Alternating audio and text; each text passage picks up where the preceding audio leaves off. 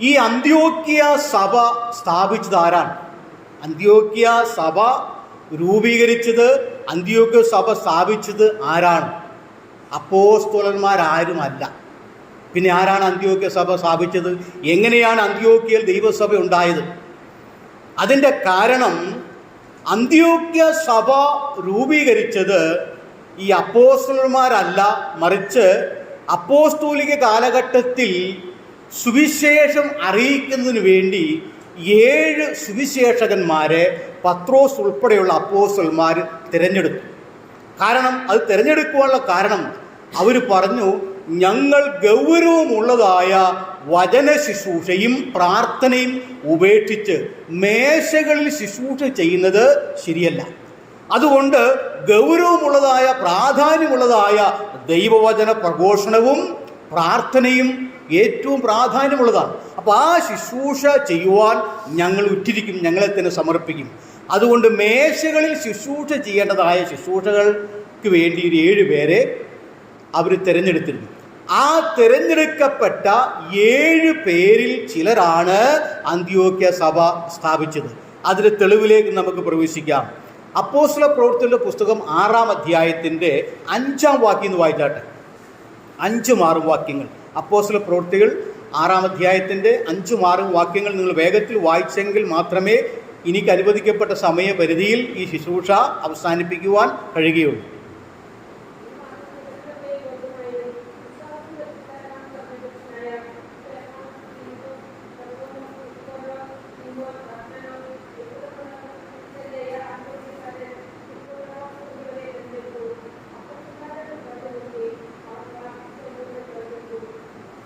മതി.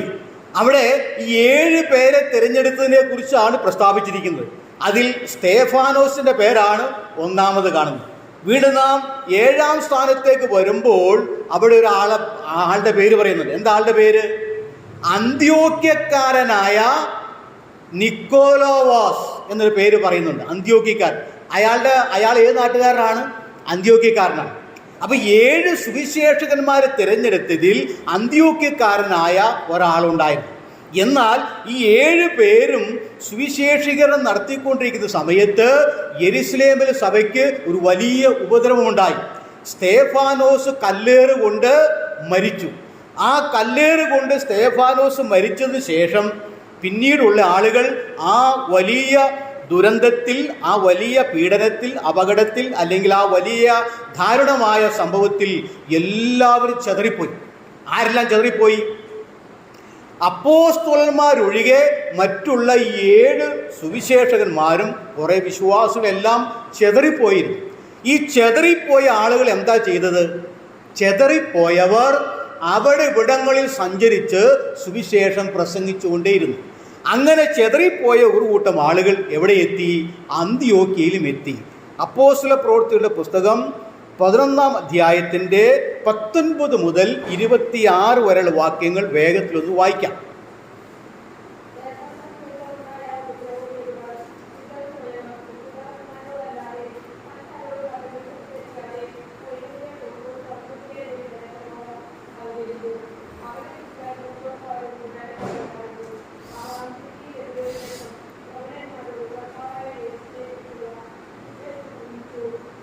അത്രയും മതി, സമയം ഒരുപാട് പോകുന്നതുകൊണ്ട് അത്രയും വായിച്ചെടുത്താം.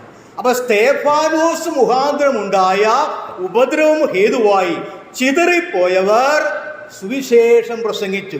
അതിൻ്റെ തുടർന്നുള്ള താഴേക്കുള്ള വാക്യങ്ങളിൽ നാം അതിൻ്റെ 6-ാം അധ്യായം 7-ാം അധ്യായമൊക്കെ പരിശോധിച്ചാൽ ചിതറിപ്പോയവരുടെ കൂട്ടത്തിൽ ഈ ഫിലിപ്പോസ് ശമരിയിൽ പോയി സുവിശേഷം പ്രസംഗിച്ചു. അവിടെ കുറേ ആളുകളെ നേടി. അവിടെ ക്രിസ്ത്യ സഭയുണ്ടായി. പിന്നീടുള്ള ആളുകൾ എവിടേക്ക് പോയി? ഫോയിനീക്യ, അതുപോലെ തന്നെ ഈ സമരിയ പ്രദേശങ്ങളിൽ വന്ന് അവിടെയും സുവിശേഷം പ്രസംഗിച്ചു. അതുവരെയും ഈ സ്തേഫാനോസ് മുഖാന്തരം ഉണ്ടായ ആ ഉപദ്രവത്തിന് മുൻപ് ഈ ആളുകളെല്ലാം ആരോടാ സുവിശേഷം പ്രസംഗിച്ചുകൊണ്ടിരുന്നത്? യഹൂദന്മാരോട് മാത്രമായിരുന്നു. എന്നാൽ ഈ ഉപദ്രവം ഹേതുവായി ചെതറിപ്പോയപ്പോൾ യഹൂദന്മാരോട് മാത്രമല്ല, അവർ വിജാതികളോടും സുവിശേഷം പ്രസംഗിച്ചു. അങ്ങനെയാണ് വിജാതികൾ കൂടുതൽ ഉണ്ടായിരുന്ന അന്ത്യോക്യയിൽ വന്ന് അവിടെ യഹൂദന്മാരും ഉണ്ടായിരുന്നു, ജാതികളും ഉണ്ടായിരുന്നു. അങ്ങനെ സമ്മിശ്രമായ യഹൂദന്മാരോടും വിജാതീയരോടും ചിതറിപ്പോയ ആളുകൾ സുവിശേഷം പ്രസംഗിച്ചു. അപ്പൊ ന്യായമായും ഈ അന്ത്യോക്യക്കാരനായ നിക്കോലാവാസും ഈ അന്ത്യോക്യയിലേക്ക് മടങ്ങി വന്ന് സുവിശേഷം പ്രസംഗിച്ചു എന്ന് ന്യായമായി നമുക്ക് വിശ്വസിക്കാം. അങ്ങനെ ഇവരുടെ സുവിശേഷ പ്രഘോഷണ മുഖാന്തരമായി ഈ അന്ത്യോക്യയിലുള്ള ആളുകൾ രക്ഷിക്കപ്പെട്ട് വിശ്വാസത്തിലേക്ക് വന്നു. അവിടെ എഴുതിയിരിക്കുന്നത് വലിയൊരു കൂട്ടം വിശ്വസിച്ച് കർത്താവിലേക്ക് ചേർന്നു, അല്ലെങ്കിൽ ഇവരോടുകൂടി ചേർന്നു. കർത്താവിൻ്റെ കൈ അവരോടുകൂടി ഉണ്ടായിരുന്നു. ആരോടുകൂടെ? ഈ അന്ത്യോക്യയിൽ സുവിശേഷം പ്രസംഗിച്ച ആ ദൈവദാസന്മാരുടെ കൂടെ, സുവിശേഷകന്മാരുടെ കൂടെ കർത്താവിൻ്റെ കൈ ഉണ്ടായിരുന്നു. അവരുടെ വേല മുഖാന്തരം അന്ത്യോക്യയിൽ ഒരു വലിയ സഭ രൂപീകൃതമായി. അപ്പോസ്തലന്മാരില്ല, ഈ സുവിശേഷകന്മാരാണ് അവിടെ സഭ സ്ഥാപിച്ചത്. അങ്ങനെ ഈ വിശ്വസിച്ച് വന്ന ആളുകൾ അന്ത്യോക്യയിൽ ഒരു സഭ ഉണ്ടാവുകയും ആ സഭയെക്കുറിച്ചുള്ള വർത്തമാനം യെരുശലേമിൽ പത്രോസ് ഉൾപ്പെടെയുള്ള അപ്പോസ്തലന്മാരുള്ള യെരുശലേമിൽ സഭയിൽ ഈ വാർത്തയെത്തി. അങ്ങനെ വാർത്ത എത്തിയപ്പോൾ അവരെന്ത് ചെയ്തു? ഇത് ശരിയാണോ എന്നറിയുവാൻ, ഈ സഭയുടെ സ്ഥിതി വിശേഷങ്ങൾ അറിയുവാൻ ബർന്നബാസിനെ യെരുശലേമിൽ നിന്നും അപ്പോസ്തലന്മാർ അന്ത്യോക്യയിലേക്ക് പറഞ്ഞയച്ചു. അങ്ങനെ ബർന്നബാസ് അന്ത്യോക്യയിൽ വന്നപ്പോൾ സംഭവം ശരിയാണ്, വലിയൊരു സഭയോടെ ഉണ്ടായി. അവിടെയുള്ള ആളുകൾ നല്ല സ്നേഹം, നല്ല ഐക്യം, വലിയ ആത്മീകമായ വർധന, ദൈവത്തിൻ്റെ കൃപ ധാരാളമായി അനുഭവിക്കുന്ന വലിയൊരു കൂട്ടം ആളുകൾ അന്ത്യോക്യയിൽ ബർന്നബാസിനെ കാണുവാനായി സാധിച്ചു. അങ്ങനെ ഈ അന്ത്യോക്യയിൽ ബർന്നബാസ് ചില ദിവസങ്ങൾ പാർത്തിരുന്നതായിട്ട് നമുക്കവിടെ കാണുവാനായിട്ട് കഴിയുന്നു. അങ്ങനെ ചിതറിപ്പോയ ആളുകളാണ് അന്ത്യോക്യയിൽ സഭ സ്ഥാപിച്ചതെന്ന് വളരെ വ്യക്തമായല്ലോ. ആ കൂട്ടത്തിൽ ഈ അന്ത്യോക്യക്കാരനായ നിക്കോലോവാസും ഉണ്ടായിരുന്നു. പിന്നീട് ഞാൻ ചരിത്രം പരിശോധിച്ചപ്പോൾ ഈ ബർന്നബാസും അന്ത്യോക്യക്കാരൻ തന്നെ ആയിരുന്നു എന്നാണ് ചരിത്രത്തിൽ പറഞ്ഞിരിക്കുന്നത്. അതുകൊണ്ടാണ് ഈ നാട്ടുകാരനായ ബർന്നബാസിനെ അപ്പോസ്തലന്മാർ യെരുശലേമിൽ നിന്നും ഈ സഭ സന്ദർശിക്കുവാൻ, ഇവിടുത്തെ വിവരങ്ങൾ അറിയുവാൻ, അതിന് റിപ്പോർട്ട് നേടുവാൻ വേണ്ടി ബർന്നബാസിനെ തന്നെ അന്ത്യോക്യയിലേക്ക് പറഞ്ഞയക്കുവാനുള്ള കാരണം അത് തന്നെയാണ്. അപ്പോൾ അന്ത്യോക്യയിൽ സഭ രൂപീകൃതമായത് എങ്ങനെയാണ് നാം ചിന്തിച്ചു കഴിഞ്ഞു. ഇനി ഈ അന്ത്യോക്യ എന്ന ഈ പട്ടണം എങ്ങനെയാണ് ഉണ്ടായത്? ഒരല്പം ചരിത്രം ഞാൻ വിവരിക്കാം.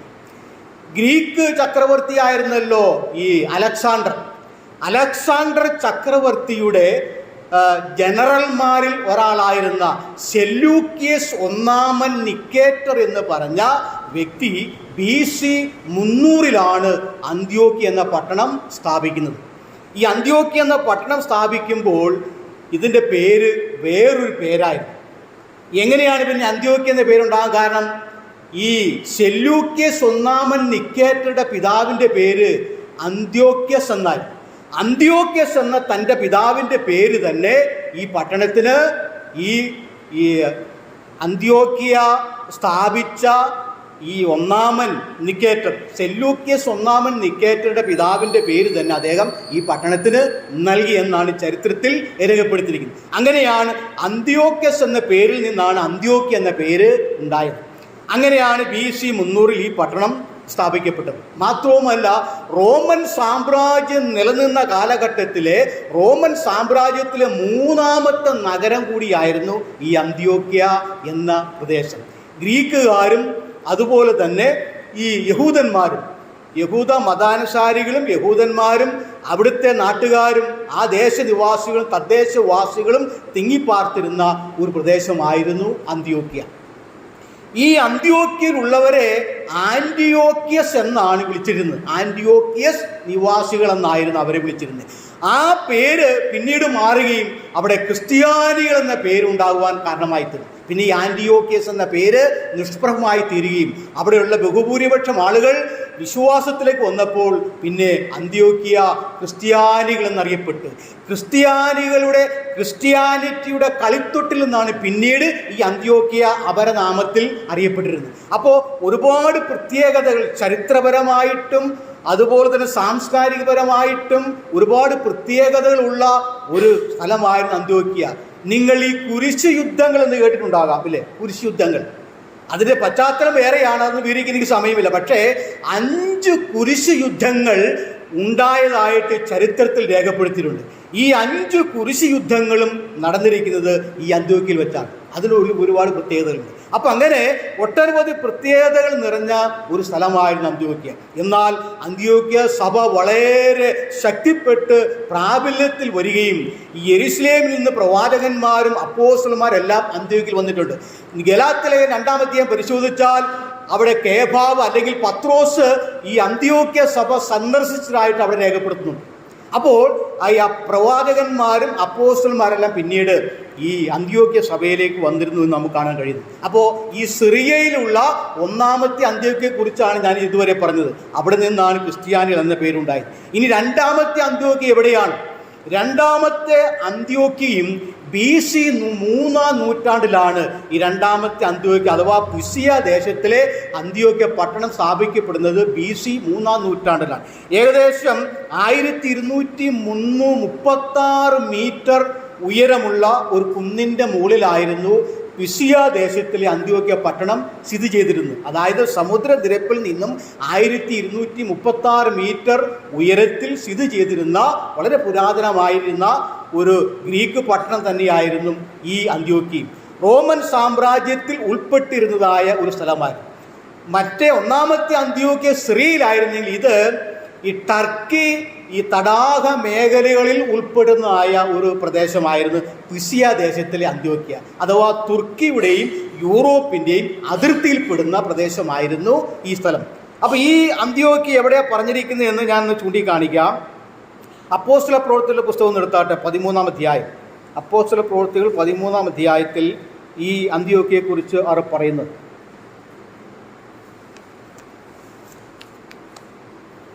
രേഖയെടുത്ത് വായിച്ചു. 20 അപ്പോസ്തല പ്രവൃത്തികൾ 13-ാം അധ്യായത്തിൻ്റെ 13 മുതൽ വാക്കിൽ താഴേക്ക് വേഗത്തിൽ വായിക്കുക.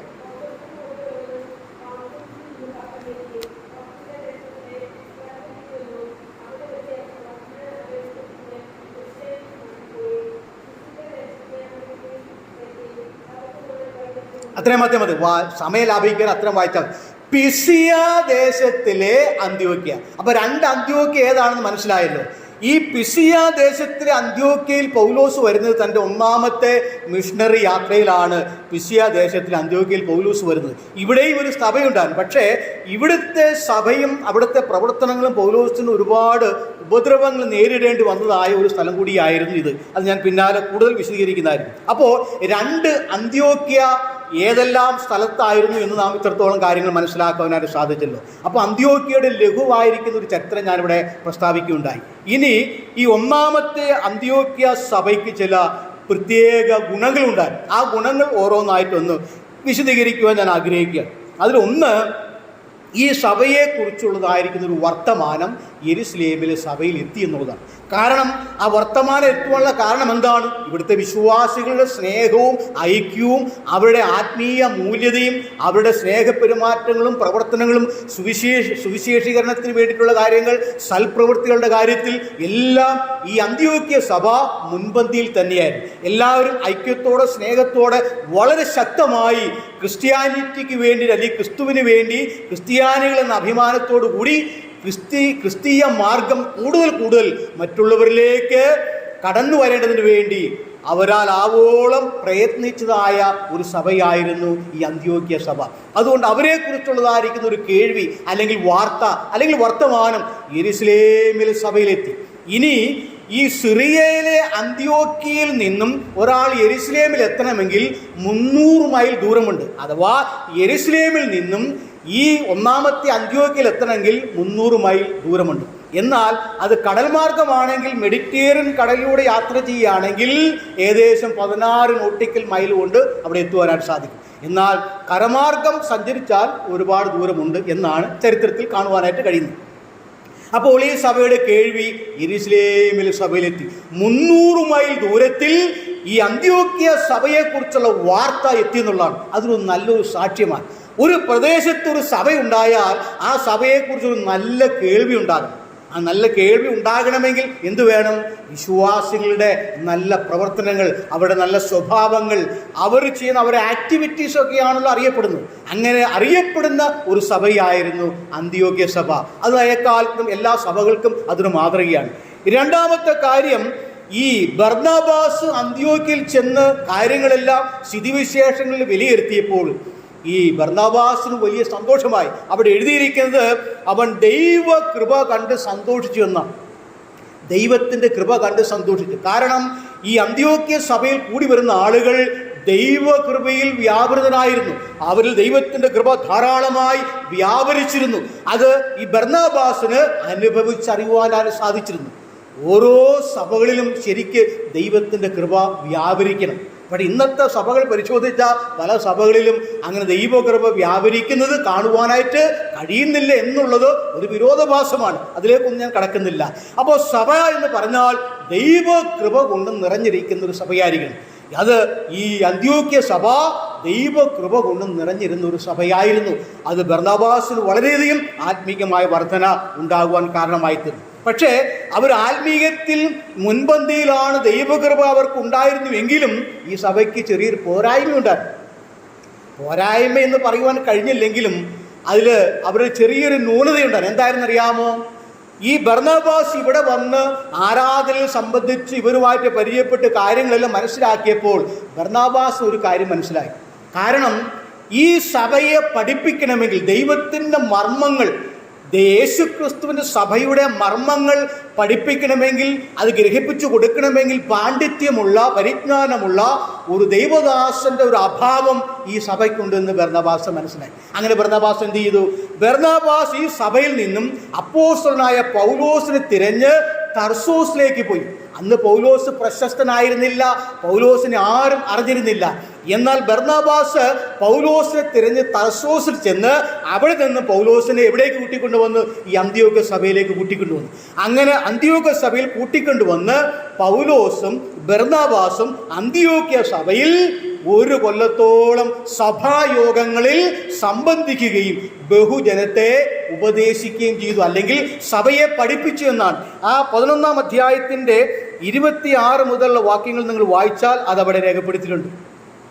എല്ലാം വായിക്കാൻ സമയമില്ലെങ്കിലും അവിടെ പൗലോസിനെ തിരഞ്ഞ് ബർന്നബാസ് പോവുകയും പൗലോസിനെ അവിടെ നിന്ന് കൂട്ടിക്കൊണ്ട് വരികയും 26-ാമത്തെ വാക്യം, അവർ 1 സംവത്സരം മുഴുവനും സഭായോഗങ്ങളിൽ കൂടുകയും ബഹുജനത്തെ ഉപദേശിക്കുകയും ചെയ്തു. ആദ്യം അന്ത്യോക്യയിൽ വെച്ച് ശിഷ്യന്മാർക്ക് ക്രിസ്ത്യാനികൾ എന്ന് പേർ ഉണ്ടായി. അപ്പോൾ പൗലോസിനെ എന്തുകൊണ്ടാണ് ഇവിടേക്ക് കൂട്ടിക്കൊണ്ട് വന്നത്? ഇവർ പുതുതായിട്ട് വിശ്വാസത്തിലേക്ക് വന്നവരാണ്. ഇവർക്ക് അത്ര പരിജ്ഞാനമില്ല, അറിവില്ല, പാണ്ഡിത്യമില്ല. അപ്പോൾ ദൈവികമായ മർമ്മങ്ങൾ പഠിപ്പിച്ച് ഗ്രഹിപ്പിച്ച് മനസ്സിലാക്കി കൊടുക്കണമെങ്കിൽ അതിന് അറിവുള്ള, പാണ്ഡിത്യമുള്ള ഒരു ദൈവദാസന് ആവശ്യമാണ് എന്ന് ആദ്യ ബോധ്യമായി, ബർന്നബാസിന് ബോധ്യമായി. അതിന് ബർന്നബാസിനുള്ള അതിനുള്ള കഴിവില്ല, പാണ്ഡിത്യമില്ല. അതുകൊണ്ടാണ് പണ്ഡിതനായ പൗലോസിനെ തിരഞ്ഞ് ബർന്നബാസ് അന്ത്യോക്യ സഭയിൽ കൂട്ടിക്കൊണ്ടുവന്നു. പൗലോസിൻ്റെ അന്ത്യോക്യയിലേക്കുള്ള വരവ് പൗലോസിൻ്റെ ജീവിതത്തിലെ ഒരു വലിയ വഴിത്തിരിവായിരുന്നു. അതുവരെ പൗലോസ് ശ്രദ്ധിക്കപ്പെട്ടിരുന്നില്ല, പൗലോസിനെ ആരും അറിഞ്ഞിരുന്നില്ല. എന്നാൽ അന്ത്യോക്യ സഭയിൽ വന്ന് ഈ സഭയെ പഠിപ്പിച്ചപ്പോൾ അന്ത്യോക്യക്കാർക്ക് ഒരു കാര്യം മനസ്സിലായി. അപ്പോസ്തലനായ പൗലോസിൻ്റെ കഴിവ്, പാണ്ഡിത്യം ഈ അന്ത്യോക്യ സഭ ശരിക്കും മനസ്സിലാക്കി. അങ്ങനെ മനസ്സിലാക്കിയപ്പോൾ ഈ ദൈവദാസനെ ഈ സഭയ്ക്ക് വേണ്ടി പ്രയോജനപ്പെടുത്തണം, ഉപയോഗിക്കണം. ഇവൻ്റെ കഴിവുകളെല്ലാം ഈ ക്രിസ്തീയ പ്രസ്ഥാനങ്ങൾക്ക് അല്ലെങ്കിൽ ക്രിസ്തീയ പ്രവർത്തനങ്ങൾക്ക് ഒരു മുതൽക്കൂട്ടാകണമെന്ന അവബോധം ആർക്കുണ്ടായി? അന്ത്യോക്യക്കാർക്കുണ്ടായി. അങ്ങനെ പൗലോസിനെ അവർ ഉപയോഗിക്കുവാനായി തീരുമാനിച്ചു. അങ്ങനെ പൗലോസ് സ്ഥിരമായിട്ടും പൗലോസിൻ്റെ ഒരു മാതൃസഭ എന്ന് പറഞ്ഞാൽ അത് അന്ത്യോക്യ സഭ എന്ന് വേണം പറയാൻ. അതിന് ഒരുപാട് തെളിവുകൾ ബൈബിളിലുണ്ട്. പൗലോസ് ഓരോ സ്ഥലങ്ങളിൽ പോയി സുവിശേഷീകരണം നടത്തിയിട്ട് വീണ്ടും തിരിച്ച് അന്ത്യോക്യയിൽ വന്നു എന്ന് പല സ്ഥലത്തായിട്ട് പറഞ്ഞിട്ടുണ്ട്. ചിലതെല്ലാം സന്ദർഭവശാൽ ഞാൻ ചൂണ്ടിക്കാണിക്കാം. അങ്ങനെ പൗലോസ് 1 കൊല്ലക്കാലം ഈ സഭയിൽ സഭായോഗങ്ങളിൽ ആരാധന സംബന്ധിച്ച് ബഹുജനത്തെ പഠിപ്പിച്ച് ഉപദേശിച്ചു. അപ്പോൾ ഒരു കാര്യം നാം മനസ്സിലാക്കേണ്ടത്, രക്ഷിക്കപ്പെട്ടു, സ്നാനമേറ്റു, ദൈവത്തെ ആരാധിക്കുന്നു, ബൈബിൾ വായിക്കുന്നു, സാക്ഷ്യം പറയുന്നു, സഭയിലെ നല്ല സാക്ഷ്യം പുലർത്തുന്നു, നല്ലത് തന്നെയാണ്. പക്ഷേ വചനപരിജ്ഞാനം നമുക്ക് ആവശ്യമാണ്. വചനപരിജ്ഞാനം, വചനത്തിൽ അറിവുണ്ടാകണം. ഓരോ സഭയിലെ വിശ്വാസികൾക്ക് എന്ത് വേണം? വചനപരിജ്ഞാനം ഉണ്ടാകണം. വചനപരിജ്ഞാനം ഉണ്ടാകണമെന്ന് എന്ത് വേണം? വചനപരിജ്ഞാനമുള്ള, വചന പാണ്ഡിത്യമുള്ള ഒരു ദൈവദാസന്റെ പഠനം അതിനാവശ്യമാണ്, അല്ലെങ്കിൽ വചന പഠനം ആവശ്യമാണ്. അങ്ങനെയുള്ളവരെ കണ്ടെത്തി തേടിപ്പിടിച്ച് സഭയെ പഠിപ്പിക്കുവാൻ, സഭയെ പരിജ്ഞാനത്തിലേക്ക് എത്തിക്കുവാൻ പ്രാപ്തന്മാരായ ദൈവദാസന്മാരെ ഉപയോഗപ്പെടുത്തേണ്ടത് ആവശ്യമാണ്. അവർക്ക് അവസരങ്ങളെ കൊടുക്കേണ്ടത് ആവശ്യമാണ്. അതാണ് ചെയ്യേണ്ടത്. അന്ത്യോക്യ സഭ മറ്റുള്ളവരെ പ്രോത്സാഹിപ്പിച്ച് അവരെ മുൻപന്തിയിലേക്ക് കൊണ്ടുവന്ന് അവർക്ക് അവസരങ്ങളെ കൊടുത്ത് അവരെ സുവിശേഷീകരണത്തിൽ വളർത്തിക്കൊണ്ടുവരുന്നതിൽ അന്ത്യോക്യ സഭ മുൻപന്തിയിൽ തന്നെയായിരുന്നു.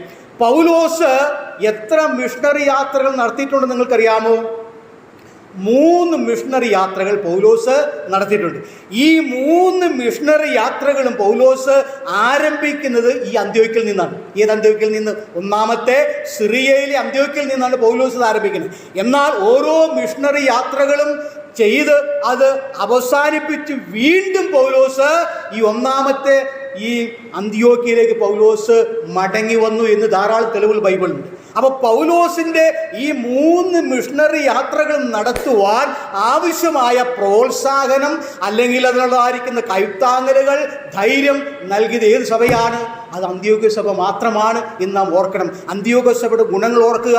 പൗലോസിന്റെ ഗുണങ്ങൾ തിരിച്ചറിഞ്ഞ അന്ത്യോക്യ സഭ ഈ ദൈവദാസനെ വേണ്ടുവോളം ഉപയോഗിച്ചു എന്നുള്ളതാണ്. ഞാൻ ചോദിക്കട്ടെ, ഒരു ദൈവദാസന് കഴിവുണ്ട്, വചനപരിജ്ഞാനമുണ്ട്, വചന പാണ്ഡിത്യമുണ്ട്, പക്ഷേ അത് പ്രയോഗിക്കുവാൻ, അത് പ്രയോജനപ്പെടുത്തുവാൻ അദ്ദേഹത്തിന് അവസരം കിട്ടുന്നില്ലെങ്കിൽ എങ്ങനെ അദ്ദേഹത്തിൻ്റെ കഴിവുകൾ പ്രകടമാക്കാൻ കഴിയും? ഒരു പഴഞ്ചൊല്ലുണ്ട്, ചുമരുണ്ടെങ്കിലേ ചിത്രം വരയ്ക്കുവാൻ കഴിയുകയുള്ളൂ എന്നുള്ളൂ. അപ്പം നല്ലൊരു ചിത്രകാരനാണ്, പക്ഷെ അദ്ദേഹത്തിൻ്റെ കയ്യിൽ ഒരു ബ്രഷും ഒരു ക്യാൻവാസും ഇല്ലെങ്കിൽ, അല്ലെങ്കിൽ ചുവരില്ലെങ്കിൽ, അവസരങ്ങളില്ലെങ്കിൽ അദ്ദേഹത്തിന് അത് പ്രയോജനപ്പെടുത്തുവാൻ കഴിയില്ല. അതുകൊണ്ട് അങ്ങനെയുള്ളവർക്ക് അവസരങ്ങളെ കൊടുക്കേണ്ട ഉത്തരവാദിത്തം ആർക്കാണ്? ഓരോ പ്രാദേശിക സഭകൾക്കും അതാത് പ്രസ്ഥാനങ്ങൾക്കുമാണ്. അപ്പോൾ പ്രസ്ഥാനങ്ങൾ ദൈവദാസന്മാരുടെ കഴിവുകളെ തിരിച്ചറിഞ്ഞിട്ട് അവർക്ക് വളരുവാനുള്ള അവസരങ്ങൾ ഒരുക്കി കൊടുക്കേണ്ട ചുമതല എന്താണ്? പ്രസ്ഥാനങ്ങൾക്കുള്ളതാണ്. അപ്പോൾ ഇപ്പോഴും ഈ കൂലിക്ക് ആളെ വിളിക്കുന്ന പരിപാടികൾ അത്ര ശരിയല്ല. കാരണം അതാത് സഭകളിൽ ഉള്ള ദൈവദാസന്മാർക്ക് എല്ലാ ശുശ്രൂഷകൾക്കും അവസരങ്ങളെ കൊടുത്ത് അവരെ വളർത്തിക്കൊണ്ട് വരണം. വെളിയിൽ നിന്നും ആളെ വിളിക്കുന്നത് തെറ്റൊന്നുമില്ല, പക്ഷെ എന്തിരിക്കണം? 3 പേരെ വെളിയിൽ നിന്ന് വിളിക്കുമ്പോൾ അതിൽ ഒരാൾ അല്ലെങ്കിൽ 2 പേര് ആ പ്രസ്ഥാനത്തിലുള്ള ആളായിരിക്കണം. വെളിയിൽ നിന്ന് വേറെ ഒരാളെയോ 2 പേരെ വിളിക്കാം. ഒരു കൺവെൻഷൻ നടക്കുന്നു, ഈ 3 ആളുകളെ 3 ദിവസവും വെളിയിൽ നിന്ന് വിളിച്ച് സുവിശേഷ പ്രസംഗത്തിന് ഏൽപ്പിക്കുമ്പോൾ അദ്ദേഹം സുവിശേഷങ്ങൾ നടത്തി അദ്ദേഹം മടങ്ങിപ്പോകും. പക്ഷേ ഈ സഭയായിട്ടോ ഇവിടുത്തെ പ്രവർത്തനങ്ങളായിട്ടോ അതിന് ബന്ധമില്ല. അതേസമയം ഈ പ്രസ്ഥാനത്തിൽ നിൽക്കുന്ന ഒരാൾക്ക് കൂടി ഒരു ദിവസം ഒരവസരം കൊടുത്താൽ അത് ഏറ്റവും ഉചിതമായിരിക്കും. അങ്ങനെയാണ് ചെയ്യേണ്ടത്. അങ്ങനെയാണ് എല്ലാ പ്രസ്ഥാനങ്ങളും ചെയ്തു വരുന്നത്.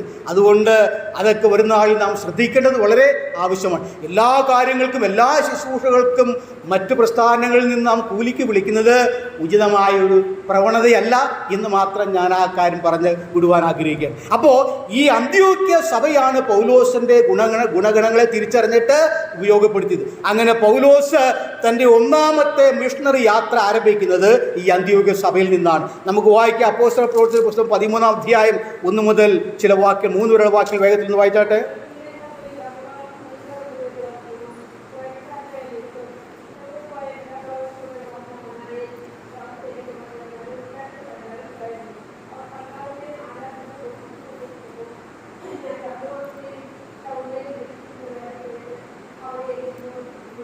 മതി. അങ്ങനെ ഞാൻ പൗലോസിനെയും ബർന്നബാസിനെയും കർത്താവിൻ്റെ വേലയ്ക്കായി വേർതിരിച്ചിരിക്കുന്നു എന്ന് പരിശുദ്ധാത്മാ പറഞ്ഞപ്പോൾ അന്ത്യോക്യ സഭ എല്ലാവരും ചേർന്ന് അവരുടെ തലയിൽ കൈവച്ച് അനുഗ്രഹിച്ച് പ്രാർത്ഥിച്ചിട്ട് ഒന്നാമത്തെ മിഷണറി യാത്രയ്ക്ക് പൗലോസിനെയും ബർന്നബാസിനെയും പറഞ്ഞയക്കുകയാണ്. അപ്പോൾ പൗലോസ് അന്ത്യോക്യ സഭയിൽ കർത്താവിനെ ആരാധിച്ചുകൊണ്ടും ഉപവസിച്ചുകൊണ്ടിരിക്കുമ്പോഴാണ് പരിശുദ്ധാത്മാവ് പൗലോസിനെ ബർന്നബാസിനെയും ദൈവവേലയ്ക്കായി വിളിച്ചു വേർതിരിക്കുന്നത്. അപ്പോൾ ആ സഭയുടെ ദൗത്യം എന്താണ്? സഭ ഒന്നടങ്കം ഈ 2 ദൈവദാസന്മാരെയും പ്രാർത്ഥിച്ച് കർത്താവിൻ്റെ വേലയ്ക്ക് വേണ്ടി അയക്കുകയാണ്. സഭയുടെ ഒരു വലിയൊരു സപ്പോർട്ട്, സഭയുടെ വലിയൊരു പ്രാർത്ഥന, അതാണ് അന്ത്യോക്യ സഭ. അങ്ങനെ പൗലോസ് ഈ മിഷണറി യാത്രയ്ക്ക് പോകുമ്പോൾ ഞാൻ മുമ്പ് ഓർപ്പിച്ച്, പൗലോസ് അത്ര പ്രശസ്തനല്ല, ആരും അറിയപ്പെട്ടിരുന്നില്ല. നിങ്ങൾ അപ്പോസ്തല പ്രവൃത്തികളുടെ പുസ്തകം 1-ാം അധ്യായം 15-ാം അധ്യായം വരെ നാം വായിക്കുമ്പോൾ ബർന്നബാസും പൗലോസും എന്നാ പറഞ്ഞിരിക്കുന്നത്. പൗലോസിനേക്കാൾ മുമ്പ് പറഞ്ഞിരിക്കുന്ന പേര് ബർന്നബാസിന്റെ പേരാണ്. എന്നാൽ 15-ാം അധ്യായത്തിന് ശേഷം പൗലോസും ബർന്നാബാസും എന്നായി അത് രൂപാന്തരപ്പെട്ട് ബർന്നാബാസ് അപ്രസക്തനായി തീരുകയും പൗലോസ് പ്രശസ്തനായി തീരുകയും ചെയ്തു. എന്തുകൊണ്ട്? തനിക്ക് അവസരങ്ങൾ ലഭിച്ചപ്പോൾ കത്തി ശോഭിക്കുവാൻ ദൈവകരങ്ങളിൽ പ്രയോജനപ്പെടുന്ന ഒരു ദൈവദാസനായി പൗലോസിന് തീരുവാൻ കഴിഞ്ഞു. ആ കാലഘട്ടത്തിലെ റോമൻ സാമ്രാജ്യത്തിൽ ഉൾപ്പെട്ട് കിടക്കുന്ന ഈ റോമൻ കോളനികളായിരുന്നല്ലോ ഈ 2 അന്ത്യോക്യകളും.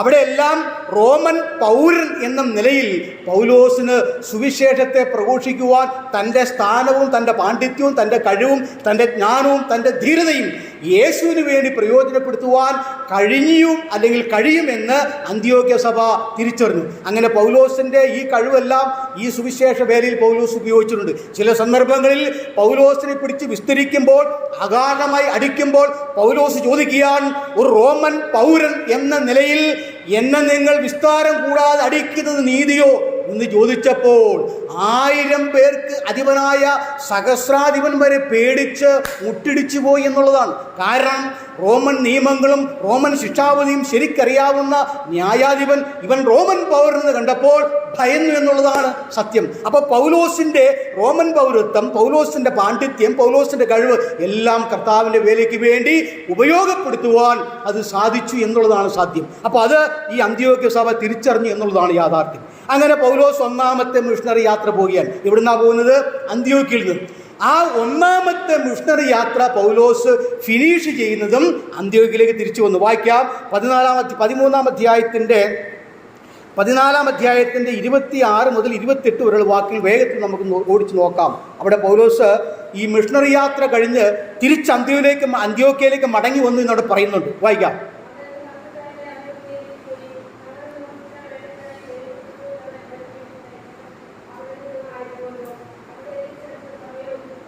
അത്രയും മതി, സമയം പോകുന്നത് നമുക്ക് അത്രയും മതി. അവിടെ പൗലോസ് അവരെ പ്രാർത്ഥിച്ച് അയച്ചത് അന്ത്യോക്യയിൽ നിന്നായിരുന്നല്ലോ.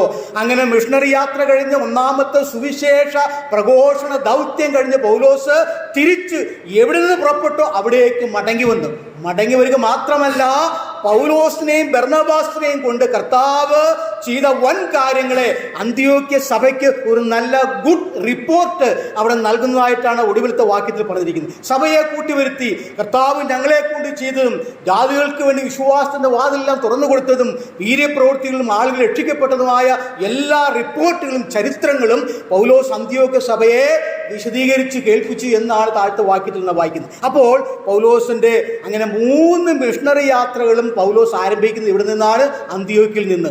മടങ്ങി വന്നതും അന്ത്യോക്യയിൽ തന്നെയാണ്. ആ പൗലോസിന്റെ ഒരു മാതൃ സഭയായിട്ട് പൗലോസ് കണക്കാക്കിയിരുന്നത് ഈ അന്ത്യോക്യ സഭയായിരുന്നു. സമയം കടന്നുപോയിരിക്കുന്നത് കൊണ്ട് ഞാൻ വേഗത്തിൽ അടുത്ത ശുശ്രൂഷയിലേക്ക് കടക്കാൻ ആഗ്രഹിക്കുകയാണ്.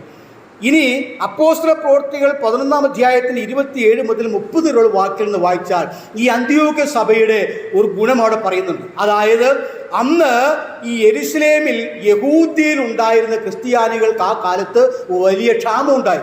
ദാരിദ്ര്യവും ക്ഷാമവും പട്ടിണി ഉണ്ടായപ്പോൾ ആ വിവരം അന്ത്യോക്യ സഭ അറിഞ്ഞപ്പോൾ അന്ത്യോക്യ സഭ ഒന്നടങ്കം ഒരു കോൺട്രിബ്യൂഷൻ കളക്ട് ചെയ്തിട്ട് യഹൂദ്യയിലെ ദരിദ്രരായിരിക്കുന്ന സാമ്പത്തിക ബുദ്ധിമുട്ട് അനുഭവിച്ചുകൊണ്ടിരുന്ന വിശ്വാസികൾക്ക് സാമ്പത്തിക സഹായം കൊടുത്തയച്ചു എന്നാണ് അവിടെ എഴുതിയിരിക്കുന്നത്. അപ്പോൾ ആ സാമ്പത്തിക സഹായം കൊടുത്തയച്ചത് ആരുടെ പക്കലായിരുന്നു? ബർന്നബാസിൻ്റെയും പൗലോസിൻ്റെ കൈവശം അന്ത്യോക്യ സഭ കൊടുത്തയച്ചു എന്നാണ് പറഞ്ഞിരിക്കുന്നത്. നോക്കുക, എത്ര നല്ല അനുകരണീയമായ മാതൃകയാണ് അന്ത്യോക്യ സഭ. മറ്റുള്ളവർക്ക് വേണ്ടി പ്രാർത്ഥിക്കുക, മറ്റുള്ളവരെ സാമ്പത്തികമായി സഹായിക്കുക, കർത്താവിൻ്റെ വേലയ്ക്ക് വേണ്ടി ദൈവദാസന്മാരെ പ്രോത്സാഹിപ്പിച്ച് ധൈര്യപ്പെടുത്തി പ്രാർത്ഥിച്ച് അവരെ അയക്കുക. ഇതെല്ലാം അന്ത്യോക്യ സഭയുടെ ഒരു വലിയൊരു ദൗത്യമാണ്. കൂടാതെ പൗലോസ് ചില തർക്ക വിഷയങ്ങളുടെ ഒരു ക്ലാരിഫിക്കേഷന് വേണ്ടിയിട്ട് പൗലോസും ബർന്നബാസും യെരുശലേമിൽ സീനിയർ അപ്പോസ്തലന്മാരുടെ അടുക്കൽ പോയി ഈ തർക്ക വിഷയങ്ങൾക്ക് ഒരു വ്യക്തത വരുത്തുവാൻ വേണ്ടി പൗലോസ് അന്ത്യോക്യയിൽ നിന്നും പൗലോസും ബർന്നബാസും യെരുശലേമിലേക്ക് പോകുമ്പോൾ സഭ അവരെ യാത്രയയച്ചു എന്ന് എഴുതിയിട്ടുണ്ട്. അപ്പോസ്തല പ്രവൃത്തിയുടെ പുസ്തകം 15-ാം അധ്യായം 1 മുതൽ 7 വരെയുള്ള വാക്യം നിങ്ങൾ വായിച്ചാൽ സഭ അവരെ യാത്ര അയച്ചു എന്നാണ് അവിടെ എഴുതിയിരിക്കുന്നത്. നോക്കുക, ഈ അന്ത്യോക്യ സഭയുടെ അവരുടെ എത്ര നല്ല മാതൃകയാണ്. സഭ അവരെ യാത്രയാക്കുക. അപ്പോൾ സഭയ്ക്ക് ചില ദൗത്യങ്ങളുണ്ട്, ചില ഡ്യൂട്ടികളുണ്ട്, ചില ശുശ്രൂഷകളുണ്ട്. അത് സഭ ഒന്നടങ്കമാണ് ചെയ്യുന്നത്. അപ്പോൾ സഭയുടെ നല്ലൊരു സപ്പോർട്ടും പ്രാർത്ഥനയും ഉണ്ടെങ്കിൽ മാത്രമാണ് ആ സഭയുടെ ശുശ്രൂഷകന് ശക്തമായ നിലയിൽ പ്രവർത്തിക്കുവാനായിട്ട് കഴിയുകയുള്ളൂ. സഭയുടെ നിസ്സഹരണം എന്ത് ചെയ്യുന്നു? ശുശ്രൂഷകനെ തളർത്തിക്കളയും. അതുകൊണ്ട് സഭാ ശുശ്രൂഷൻ ശക്തമായി ദേശത്ത് പ്രവർത്തിക്കണമെങ്കിൽ സഭയുടെ സഹകരണവും പ്രാർത്ഥനയും സപ്പോർട്ടും അത്യന്താപേക്ഷിതമാണ് എന്നാണ് ഈ കാര്യം നമ്മെ ഓർമ്മിപ്പിക്കുന്നത്. അത്രയും പറഞ്ഞ് ഞാൻ ആ ഭാഗം വിടട്ടെ. ഇനി പൗലോസിന് ഈ അന്ത്യോക്യ സഭയുള്ള ബന്ധത്തിലുള്ള ശുശ്രൂഷകൾ, തൻ്റെ മിഷണറി യാത്രകൾ, തൻ്റെ പ്രവർത്തനങ്ങളെല്ലാം ഈ അന്ത്യോക്യ സഭ വലിയൊരു കൈത്താങ്ങാണ്. അങ്ങനെ പൗലോസ് പ്രശസ്തിയിൽ നിന്നും പ്രശസ്തിയിലേക്ക് ഉയരുവാൻ കാരണമായിത്തീർന്നു.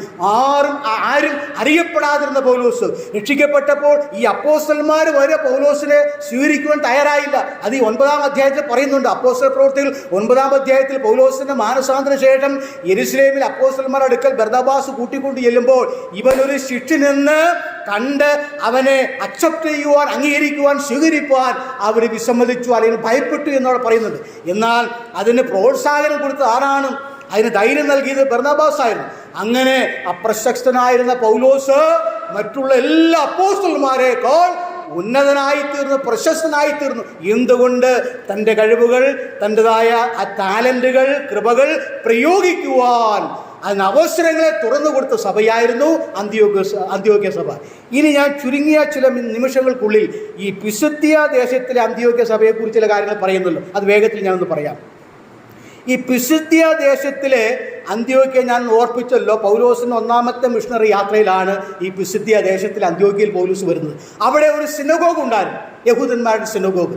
ആ സിനഗോഗിൽ പൗലോസ് ചെന്നപ്പോൾ ഈ സിനഗോഗിലെ റബ്ബിമാരും അവിടുത്തെ മൂപ്പന്മാരും പറഞ്ഞു, ഇവർ യഹൂദന്മാരാണ് തിരിച്ചറിഞ്ഞല്ലോ. സഹോദരന്മാരെ, ജനത്തോട് എന്തെങ്കിലും പ്രബോധനമുണ്ടെങ്കിൽ നിങ്ങൾക്കത് പറയാനുള്ള അവസരമുണ്ട് എന്ന് പറഞ്ഞു. അപ്പോൾ പൗലോസ് ബഹുഭാഷാ പണ്ഡിതനും താൻ ന്യായപ്രമാണ പണ്ഡിതനൊക്കെ ആയതുകൊണ്ട് പൗലോസ് എഴുന്നേറ്റ് വലിയൊരു പ്രസംഗം ചെയ്യാൻ, ന്യായപ്രമാണങ്ങളെ ഉദ്ധരിച്ചുകൊണ്ട് ദീർഘമേറിയ ഒരു പ്രസംഗം പൗലോസ് ഇവിടെ പിസിദ്ധ്യ ദേശത്തിലെ അന്ത്യോക്യയിലെ യഹൂദ സിനഗോഗിൽ പൗലോസ് ചെയ്യാൻ. ഈ പ്രസംഗം കഴിഞ്ഞപ്പോൾ അവർ പറഞ്ഞു, ആ 13-ാം അധ്യായത്തിൽ 42 മുതൽ വാക്യങ്ങൾ വായിച്ചാൽ, അവർ പള്ളി വിട്ടു പോകുമ്പോൾ പിറ്റേ ശബത്തിൽ ഈ വചനം ഞങ്ങളോട് പറയണം എന്ന് അപേക്ഷിച്ചു.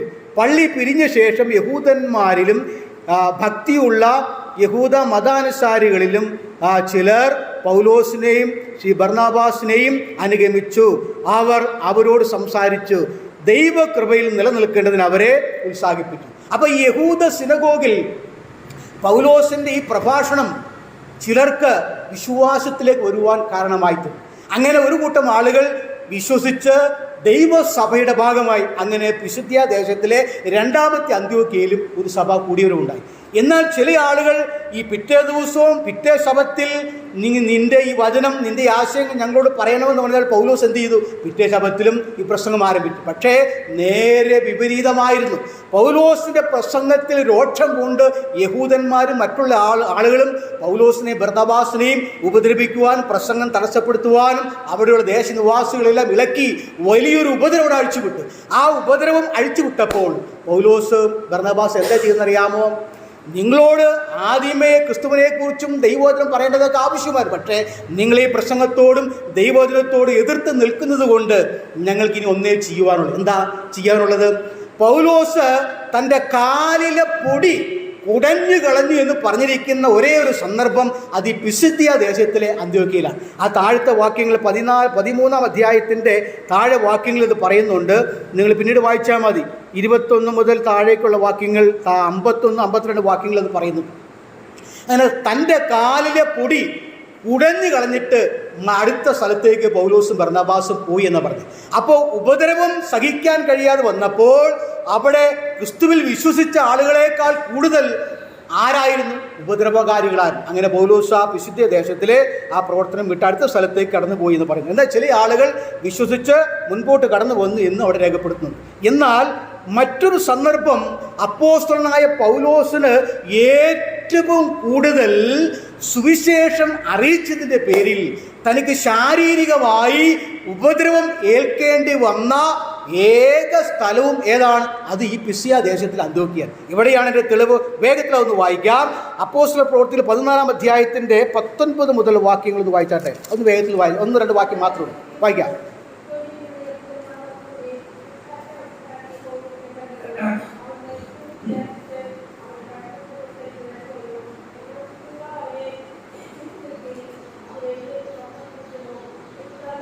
മതി. അങ്ങനെ ഈ അന്ത്യോക്യയിൽ പൗലോസ് സുവിശേഷം അറിയിക്കുമ്പോൾ അവിടെ ആളുകൾ, അന്ത്യോക്യയിലുള്ള ആളുകളും ഇക്കോന്യയിലുള്ള ആളുകളും വന്ന് പൗലോസിനെ ഉപദ്രവിച്ചു. പൗലോസിനെ കല്ലെറിഞ്ഞ് പൗലോസ് മരിച്ചുപോയി എന്ന നിലയിൽ പൗലോസ് നിലത്ത് വീണ്. ശിഷ്യന്മാരെല്ലാം പൗലോസിന് ചുറ്റും നിന്ന് അവർ പ്രാർത്ഥിച്ചിട്ടുണ്ടാകാം. ദൈവം അത്ഭുതകരമായി ദൈവത്തിൻ്റെ ദാസനെ എഴുന്നേൽപ്പിച്ചു. പൗലോസ് ആരോഗ്യവനായി മരിച്ചുപോയി എന്ന് ചുറ്റുപാടുള്ള ആളുകളും ഉപദ്രവിച്ച ആളുകളും വിചാരിച്ചപ്പോൾ ദൈവം പൗലോസിനെ എഴുന്നേൽപ്പിച്ച് പൗലോസ് ശക്തി പ്രാപിച്ച് തുടർന്നും അടുത്ത സ്ഥലങ്ങളിലേക്ക് പോയി യേശുവിനെ പ്രസംഗിച്ചു. പക്ഷേ മറ്റൊരു കാര്യം പൗലോസ് ചെയ്ത്, ബൈബിളിലൊരു വാക്യമുണ്ടല്ലോ, നാം അനേകം കഷ്ടങ്ങളിലൂടെ ദൈവരാജ്യത്തിൽ കടക്കേണ്ടതാകുന്നു എന്ന് പൗലോസ് പറഞ്ഞതും ഈ പിസിയ ദേശത്തിലെ അന്ത്യോക്യക്കാരോടാണ്. അവിടെ ഉപദ്രവം സഹിക്കവയ്യാതെ പൗലോസ് പോയെങ്കിലും മടങ്ങി വന്നിട്ട് വിശ്വസിച്ചതായ ഒരു ചെറിയ കൂട്ടം ദൈവമക്കളെ, ശിഷ്യന്മാരെ, ക്രിസ്ത്യാനികളെ ഉറപ്പിച്ചു. സഹോദരന്മാരെ, ഈ ഉപദ്രവം കണ്ട്, ഭീഷണി കണ്ട് നിങ്ങൾ ഭയപ്പെടരുത്.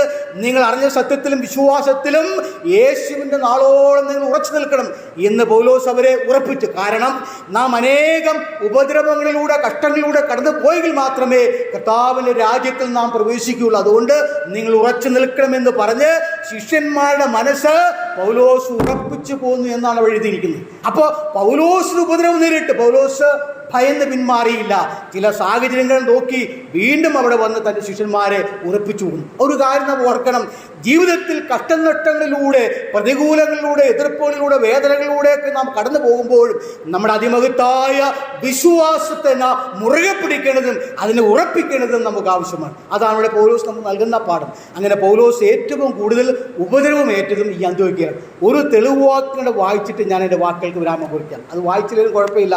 തീമോത്തിയോസിൻ്റെ 2-ാം ലേഖനം 3-ാം അധ്യായം 10-11 വാക്യങ്ങളിൽ പൗലോസ് പറയുകയാണ്, തൻ്റെ അരുമ ശിഷ്യനായ തീമോത്തിയോസിനെ ഉറപ്പിച്ചുകൊണ്ട് പറയുകയാണ്, തീമോത്തിയോസേ, അന്ത്യോക്യയിലും ഇക്കോന്യയിലും എനിക്ക് നേരിട്ട ഉപദ്രവങ്ങൾ നിനക്കറിയാമല്ലോ എന്നാണ് അവിടെ പൗലോസ് പറഞ്ഞിരിക്കുന്നത്. അപ്പോൾ അവിടെ പൗലോസ് എടുത്തു പറയാണ്, അന്ത്യോക്യയിലും ഇക്കോന്യയിലും യഹൂദ്യയിലും പല സ്ഥലങ്ങളിലും എനിക്ക് ഏറ്റവും കൂടുതൽ ഉപദ്രവം നേരിട്ടതും വലിയ ഭീഷണി ഉണ്ടായതും ശത്രുക്കൾ ഉണ്ടായതും ഈ അന്ത്യോക്യയിൽ വെച്ചാണ്. അത് പൗലോസ് തൻ്റെ അരുമ ശിഷ്യനായ തീമോത്തിയോസിനെ ഓർപ്പിച്ചുകൊണ്ട്, നീ പതറിപ്പോകരുത്, ഏത് ഏത് കഷ്ടങ്ങളിലൂടെ കടന്നു പോയാലും, ഏത് ഭീഷണി നേരിട്ടാലും നാം ഇന്ന് ഭീരുക്കളാകരുത്, ഉറച്ചു നിൽക്കണം, ശക്തിപ്പെടണമെന്ന് പറഞ്ഞുകൊണ്ട് പൗലോസ് അവിടെ ഓർപ്പിക്കുകയാണ്. അപ്പോൾ നാം ഇതുവരെയും അന്ത്യോക്യ സഭയുടെ പശ്ചാത്തലവും അന്ത്യോക്യ സഭ സ്ഥാപിച്ചത് ആരാണെന്നും അന്ത്യോക്യ സഭ എങ്ങനെയാണ് ഉണ്ടായതെന്നും ആ അന്ത്യോക്യ സഭയുടെ ചില ഗുണങ്ങളും പൗലോസിനെ അന്ത്യോക്യ സഭ ഏതെല്ലാം രീതിയിൽ സഹായിച്ചെന്നും വളർത്തിയെന്നും ഉള്ള കാര്യങ്ങളാണ് നാം ചിന്തിച്ച്